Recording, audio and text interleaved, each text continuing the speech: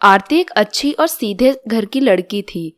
उसकी शादी एक अच्छे और बड़े घर में हो जाती है। उसका पति भी एक बड़ी पोस्ट पर नौकरी करता होता है।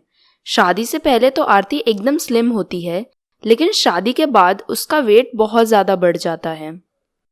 अरे आरती, ये थैले सी होती जा रही है तू।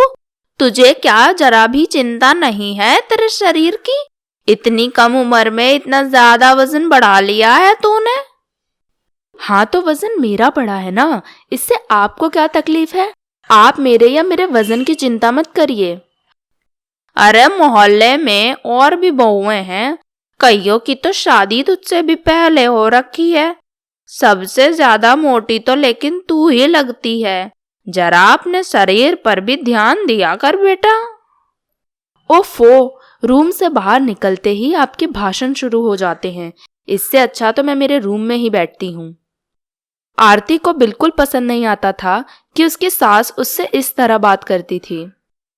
वजन मेरा बड़ा है ना, उससे किसी और को क्यों तकलीफ होती है? मेरे पति की कमाई खा खा के वजन बढ़ाया है, किसी और से तो पैसे नहीं लिए। पता नहीं सासू माँ को मेरे वजन से इतना तकलीफ क्यों है। खुद को तो देखती नहीं है, बड़ी आई मुझे ज्ञान देने वाली। एक दिन आरती के पति के ऑफिस से कुछ गेस्ट घर आते हैं, जिनके लिए सास बाजार से ढेर सारा नाश्ता मंगवाती है, लेकिन आरती सारा नाश्ता अकेले ही खा जाती है।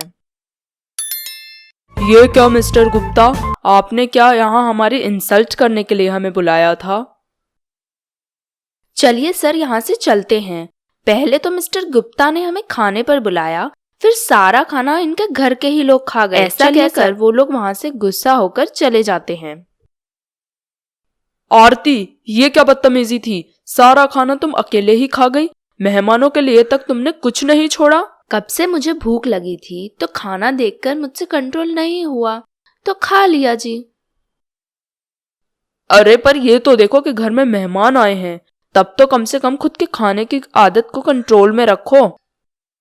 अरे बेटा, इसे कुछ कहने का कोई मतलब नहीं है। ये तो खाने के पीछे इतनी पागल है कि इसे खाने के आगे कुछ और दिखाई ही नहीं देता है। अरे आप लोग तो बस मेरे पीछे ही पड़कर रह गए हो। खाना ही तो था, खा लिया, अब बात खत्म भी करो। फिर आरती का पति भी वहां से नाराज होकर चला जाता है। अरे आरती, ये तुम हो क्या? हाँ आंटी जी, मैं ही हूँ आरती। आरती, तुम तो बहुत ही ज्यादा मोटी हो गई हो। शादी से पहले तो तुम कितनी सुंदर थी, लेकिन अब तो तुम्हें पहचानना भी मुश्किल हो गया है। इतना भी ज्यादा वजन नहीं है आंटी। शादी के बाद वैसे भी थोड़ा बहुत वजन तो सबका ही बढ़ता है। अरे पर आरती, देखना बेटा, कहीं तुम्हारा पति तुम्हारे इतने कम उम्र में इतना ज्यादा वजन बढ़ने से तुम्हें छोड़ ना दे और दूसरी शादी ना कर ले। आंटी मुझे देर हो रही है, मैं घर जा रही हूँ। जैसे ही आरती चलने जाती है, उसका पैर मुड़ता है और वो गिर जाती है। देखो आरती, यही होता है जब ज्यादा वजन बढ़ जाता है।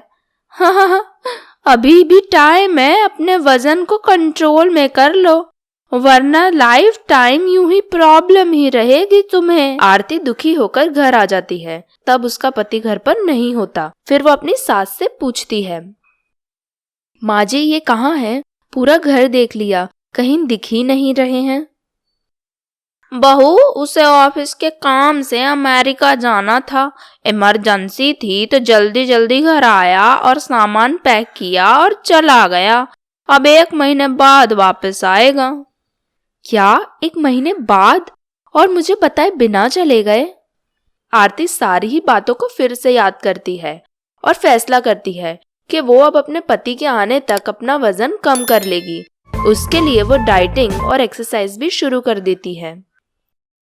अरे आरती, तुम तो बिल्कुल पहले जैसी पतली हो गई हो।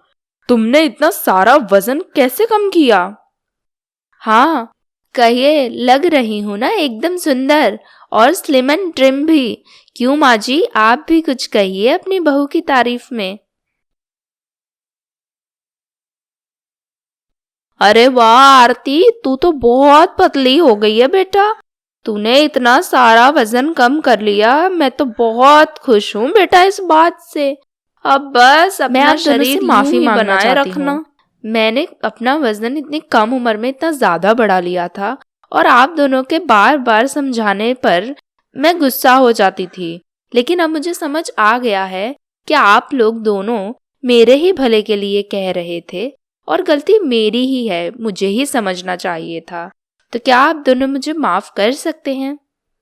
कोई बात नहीं आरती, हम लोग तुमसे नाराज नहीं हैं, पर अब फिर से पहले जैसी मोटी मत हो जाना, ऐसी ही रहना। फिर आरती वापस अपना वजन कभी नहीं बढ़ने देती है।